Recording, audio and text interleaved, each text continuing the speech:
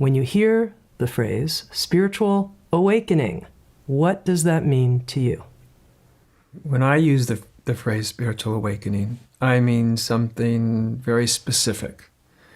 Is that not that all awakening is the same or is the same depth, but to me, to qualify as a spiritual awakening, it has to involve some type of revelation, which has the effect of shifting your identity, your sense of what you are, from a sort of mind-based or ego-based identification where we find ourselves in that, whether it's painful ego or exalted ego, but it shifts from an ego-based identity to an identity that's more based in our fundamental nature, whatever we would want to call that fundamental nature, Buddha nature, spirit, consciousness, something that's certainly transcendent of the mind and the ordinary identifications we have. I would also add a shift from an emotional identification too, because we tend to identify with a kind of common emotional center as well. Tell me more what you mean by that. Well, I think everybody sort of has an emotional sense that when they feel a particular way, it's hard to define for each person, but it's just sort of how they emotionally and probably even energetically know they're here as sort of a feeling-based or an emotional-based presence.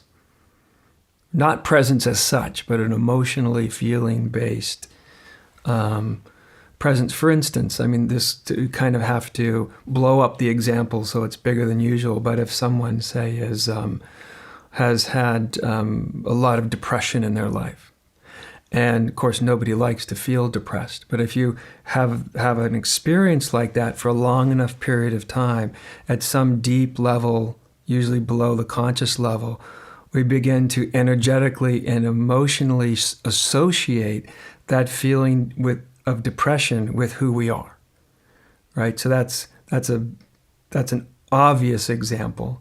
It could be, it doesn't have to be positive, negative. It could also be something really positive, like being a happy, up, bright person, cheery person, being a helper. A helper is not just a image-based identity, it also has an uplifting feeling-based identity too. So to me, they always come as a package deal, whatever our mental identity always has its energetic, somatic, egoic, emotional counterpart to it. So describe what you mean to me by this shift. There's some kind of shift that you're different after an awakening. Yeah. This is where it gets a little bit more imprecise. I'll try to be as precise as I can, because just when we shift out of sort of the egoic identity, it doesn't mean everybody shifts into the same place. For instance, someone might have a shift where they realize that they are sort of pure awareness. And they feel it in a sense. It's not just an intellectual thing, that they see the world from that viewpoint now. And that can be, even though wouldn't be a complete awakening in my view, but it's an awakening to a significant degree. It's very meaningful, it's very life transforming, because you're looking at life then from an awareness point of view rather than an egoic or a mind-based point of view.